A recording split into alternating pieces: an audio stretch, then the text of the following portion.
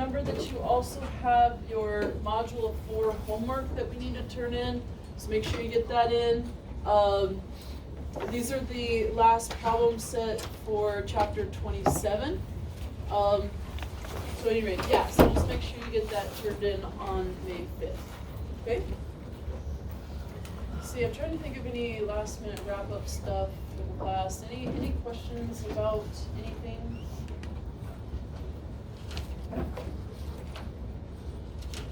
Alright, so if not, then we will get into our review.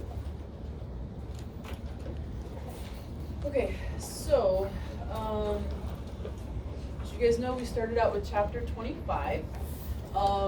Chapter 25 is really about DNA replication, and we talked about lots of different types of DNA replication. The big questions on the exam, well, one of them will be to write out all the steps of prokaryotic DNA replication and be able to draw out a replication fork with all the major players.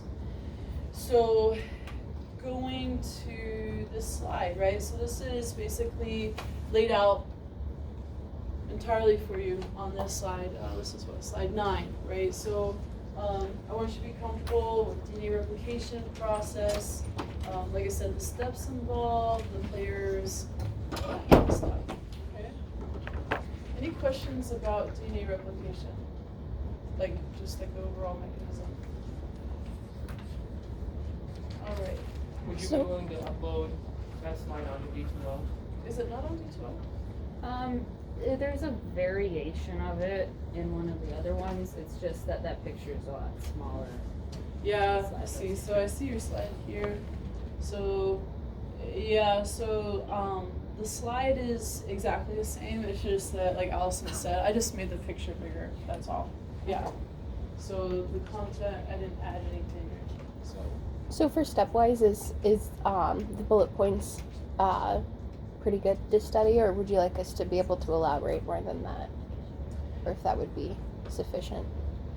Yeah, I mean, this is pretty good outline of what is happening here. So it's not exactly like chronological, because like some of these things happen simultaneously, or you know what I mean.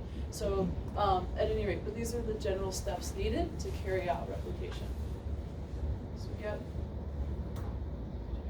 Anything else about that? Is that going to be part of the short answer question? Or Yeah. multiple choice? Short answer. Yeah, there'll also be questions, multiple choice questions on DNA replication also. But this will definitely be a short answer question. There's only 3 short answer questions. Oh, I forgot to mention that. Okay, so there's 25 multiple choice questions and 3 short answer questions. The 25 multiple choice questions are with 50 points, and then the 3 short answer questions are also with 50 points. So make sure that you know your short answer questions really well, right? Alrighty, so 28 questions all in all, right? Which is about where we usually sit for exams. And remember, you have lots of time, 2 hours, right? 2 hours, and so take all the time you need, okay? Okay, so other things to know about replication.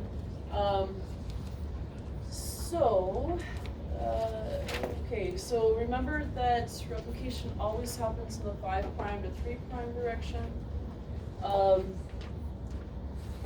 Remember that when we initiate replication, we open up what's called a replication bubble.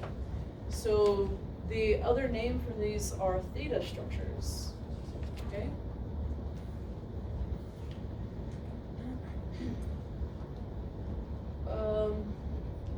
Sorry, I'm just making sure I didn't skip anything. Okay, the other thing that I just want to highlight here is that remember that replication happens bidirectionally. It's semi-conservative.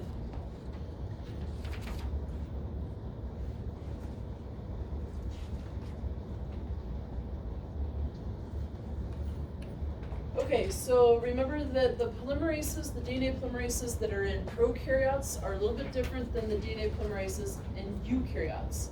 So in prokaryotes, we have DNA polymerase 1, 2, and 3. Knowing their general functions would be good, right? So know your general functions of your prokaryotic DNA polymerases.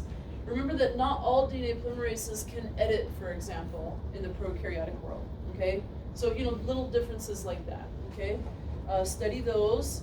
I already told you, you really need to know the DNA replication process. And we also talked about 3 main DNA polymerases in eukaryotes. Remember, there's a lot more. There's like up to 13 have been discovered, but we just focused on 3 of those. Remember, we talked about DNA polymerase alpha, delta, and epsilon, and knowing their general features would also, like I said, be a good idea. Okay, let's see.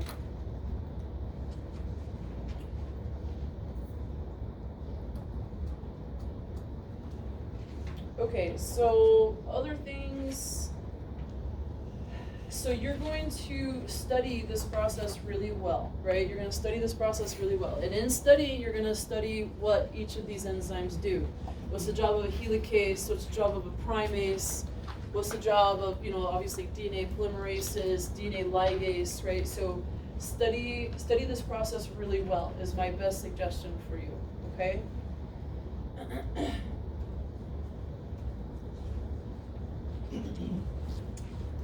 All right,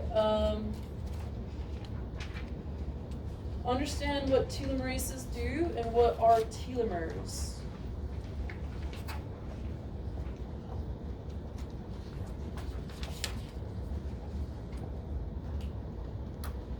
All right, and then we talked about DNA repair systems. So know what a holiday junction is, and then know what happens when you have a replication fork that collapses due to a nick in the backbone of the DNA, right? So this is where homologous recombination can help us re-jumpstart that replication process. So be familiar, like I said, with not only holiday junctions, but homologous recombination, in particular when you have a nicked backbone of DNA during replication. Okay, let's see.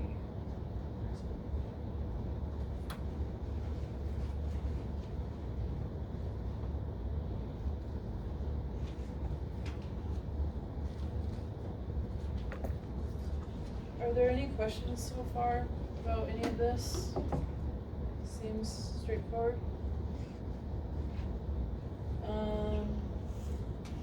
Okay, so I talked about holiday junctions.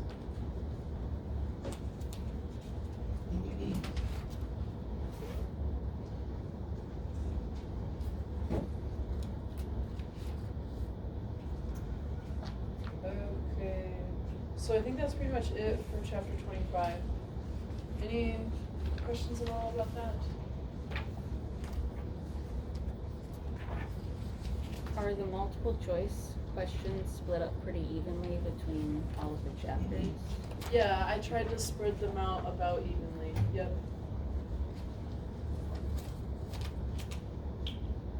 So, about 7 to 8 questions from each chapter.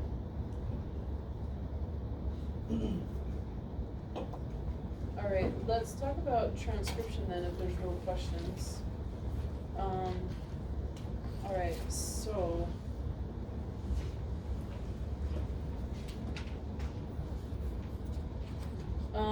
for transcription, the big question will be splicing. We talked about how important RNA splicing is. Remember that I mentioned that 95% of our genes are not only spliced, but they are spliced in a way that creates alternative protein products. Remember how I mentioned that? And Anyway, and then splicing also plays a really important role in development of cancer, or it can, right? So I'm just going to take you back here. So we talked about, hereditary diseases as well as cancer development all arises from splicing. So this is an important mechanism to learn.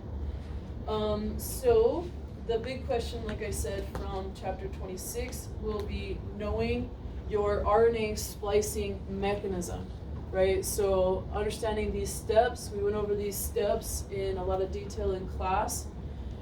Being able to draw it out and then provide brief descriptions of the steps, okay, about what's happening.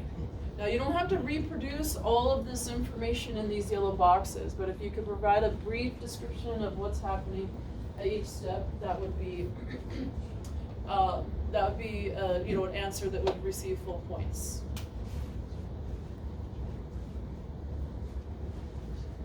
Okay, so let's see. So when we form the spliceosome, remember that we have proteins that are part of this. We also have our SN RNAs, and then we have our SNRNPs, basically part RNA, part protein structure.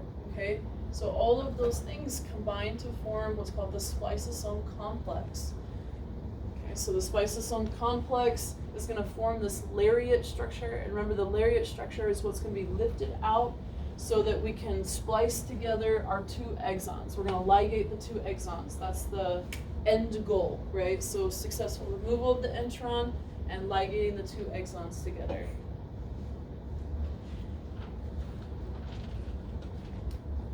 And it was composed of proteins, snRNAs, and then what was the last one? SNRNPs, where you have, SNRNAs in complex with proteins. Yeah. Anything else? Okay, so in terms of other things that are important to look over, okay, so remember in prokaryotes, the RNA polymerase enzyme relies on a sigma factor. Remember the job of sigma factor is to bind to what? What does the sigma factor bind to? Yeah. Promoter. Good. Yeah. It's a promoter recognizing protein. So it binds to the promoter, and then that's what enables the RNA polymerase to dock, right? Dock at the promoter and initiate transcription. So understanding what the sigma factor does in prokaryotes. So other things that we covered the promoter sequence in eukaryotes. Remember, it's the Tata box region, -10, basically around 10 base pairs upstream of the beginning of the transcription of the gene, and then we have the -35 region. So -35, -10 regions are your promoter sequences for prokaryotes. So studying that would be good. Do we have to know the actual sequence or like just the numbers that? Yeah, so just the general numbers are, and then understand that like -10 region is called the Tata box region for a reason, right? So it's heavy on the A's and T's, so it can easily come apart. So yeah, just like general features like that, but I wouldn't ask you for the specific sequence of either the -10 or -35 regions. Anything else about that? All right. All right, so in eukaryotes, understand the general features of RNA polymerase 1, 2, and 3. Remember, in prokaryotes, there's only one. There's just RNA polymerase. But in eukaryotes, we have RNA polymerase 1, 2, and 3, and they transcribe different types of RNAs. All right, let's see. I talked about modifications of RNA. So be familiar with your 5' cap, your poly A tail, and you are already going to be familiar with your splicing. So understand the 5' cap, poly A tail, and splicing process.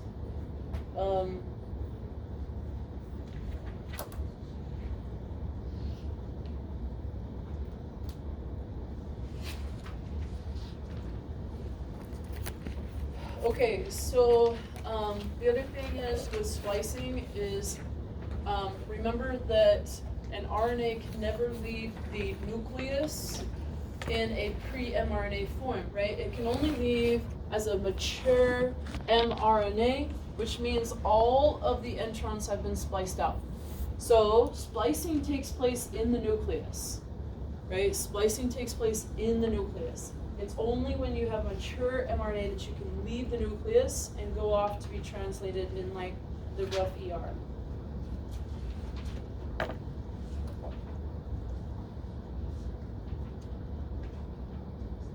All right.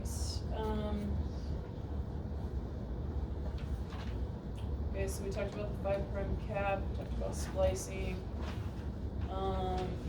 poly A tail. Okay, let's see. Know your general features of the tRNA. Remember that I talked to you about this in lecture. Really, the two parts of the tRNA that are most important for us are the anticodon loop and then the 3' acceptor stem. Those are the two most important things that allows the tRNA to be the translator, right? The language translator between nucleic acids and amino acids.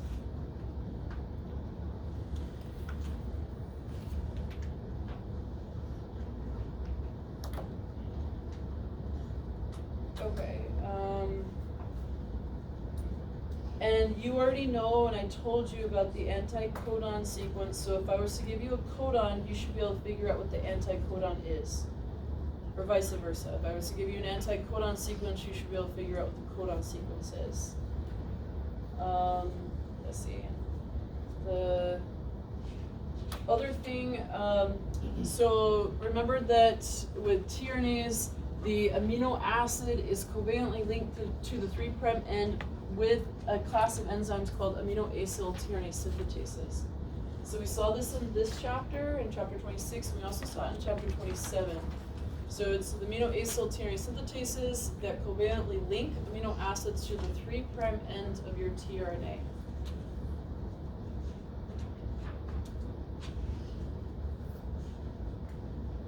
To the 3' end of your tRNA. That's right, yep, that's exactly right.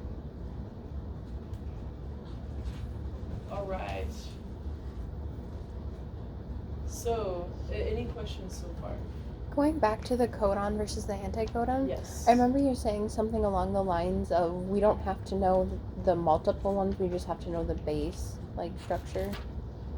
Or like, so you have like U compare with G, but also C compare with G.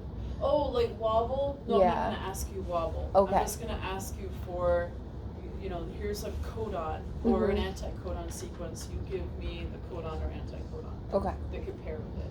Don't worry about wobble. Okay. Yeah, other than just like the general concept of what is wobble.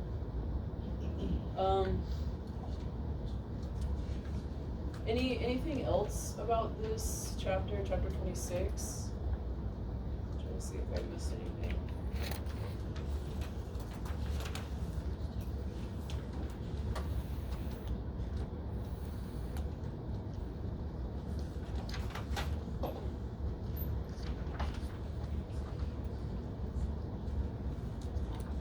Alright, so if there's no questions, then I will head on to chapter 27. Alright, chapter 27. Okay, so you need to know how to use a genetic codon table. You'll be given the exact one I gave you in lecture. Right? You'll be given this exact one on the exam. So make sure that you can use that codon table, right? So you definitely will be given an mRNA sequence. You need to translate that into amino acid. So remember what I told you, I want you to brush up on your 3-letter code for your amino acids.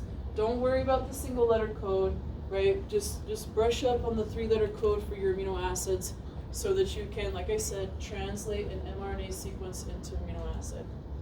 When you give us the sequence, are we gonna have to identify the start codon and then the stop codon and then translate everything in between? That's a good question. How did I do the question? Let's see.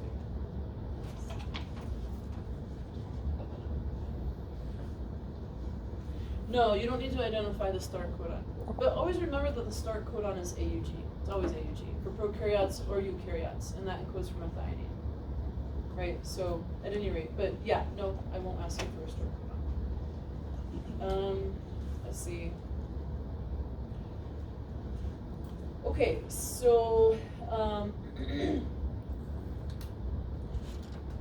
we talked about something called frame shift mutations. Remember that when you add or subtract a nucleotide from an mRNA sequence, you're going to cause a shift in the reading frame during translation, and this can lead to big mutations downstream, right? We also talked about another type of mutation. Remember this? This was like the nonsense mutation. What was a nonsense mutation? We talked about it in quiz hour. Yeah, Makuba, you knew it. Oh, come on. Just last week. Is that where it doesn't affect the structure, like the sequence of amino acids? No, you know what it is, unless anybody else wants to. Yes? Is it when stop codon is put into the DNA? Yeah, perfect. So Simone has it. So, exactly right. So, if you have a mutation that leads to a stop codon, a premature stop codon, that's what we call a nonsense mutation. So we talked about a couple, right? So just reading frame mutations, and then we talked about nonsense mutation. Okay, so we talked about this in chapter 26, and we talked about it again in chapter 27, just the general features of a tRNA, right? So definitely brush up on the general features of a tRNA. Remember that with the genetic code, remember that it is a degenerate code, meaning that we have 20 amino acids, but we have 64 codons. 61 of those actually encode for an amino acid. So that means we have to have that number of tRNAs to match for every single codon, right? Every single codon possibility to code for amino acid, we have to have a corresponding tRNA. So we have 61 tRNAs, right, with 61 readable codons, okay? But we only have 20 amino acids, and that's why it's referred to as a degenerate code. Okay, let's see.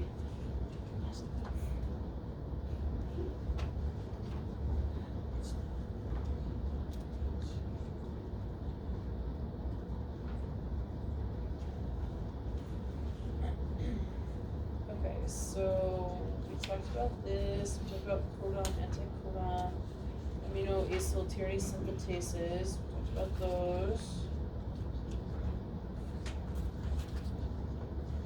Okay.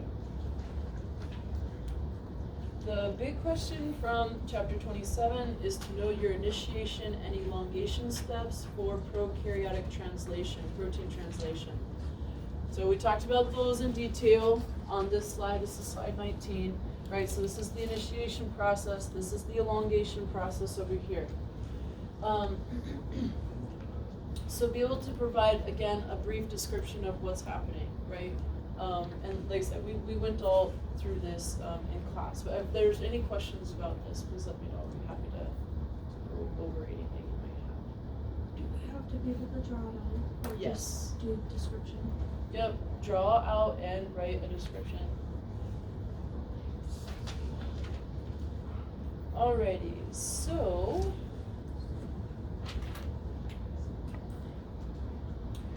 okay, so know your A site, P site, E site, right? Know what each of those, what's happening at each of those sites in the ribosome. Okay, so remember your A site is where you bind to newly charged tRNA. Your P site is where you carry out peptidyltransferase, which is creating that peptide bond. E site is where you eject out a tRNA that no longer is bound to the amino acid.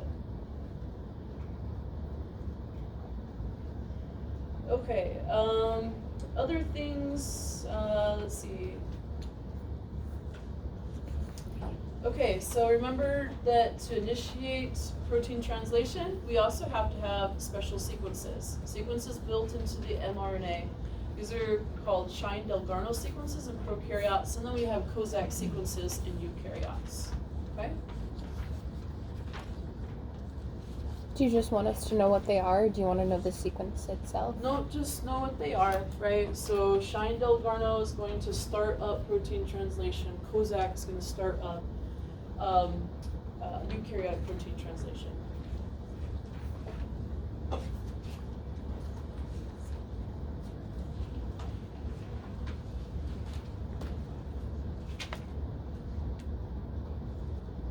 Okay, any questions so far? How are we feeling about everything? Pretty straightforward so far? Alright. So, remember that there is an entire class of antibiotics that affect just the ribosome. Right? So, we talked about a number of these you've probably heard of, like streptomycin, tetracycline, and things like that. They all bind to the ribosome. When they bind to the ribosome, they either stop the initiation of protein translation, or they inhibit the structure, the large subunit, to bind to the small subunit. You know, things like that, right?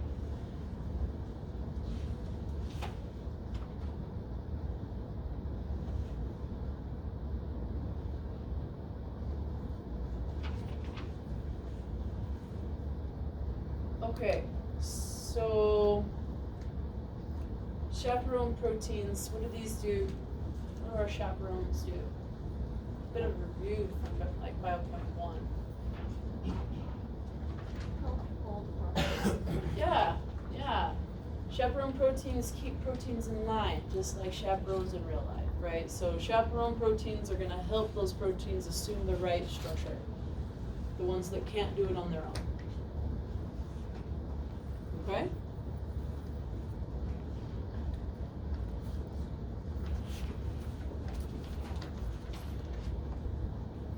So, I think that's pretty well it for exam 4. Are there any questions at all about chapter 27 that I can help clarify at all? Okay, so if there are any questions or you think of any questions, I'll be in my office all day tomorrow during reading day. Happy to help you out. Study hard for this exam. Use the same type of intensity that you used in studying metabolic pathways. I know you guys can learn the metabolic pathways really well. In fact, when those are asked on an exam, most everybody gets somewhere between 95 and 100% on those questions. I know you guys have the capacity to do it. So just because you've learned this stuff in other classes, don't let that make you drop your intensity when studying, right? Study hard. This is going to be a tough test. There's no way around it, right? So make sure that you're prepared for next Thursday. And I'll see you here at 3:30 p.m. if I don't see you before. All right. Good luck.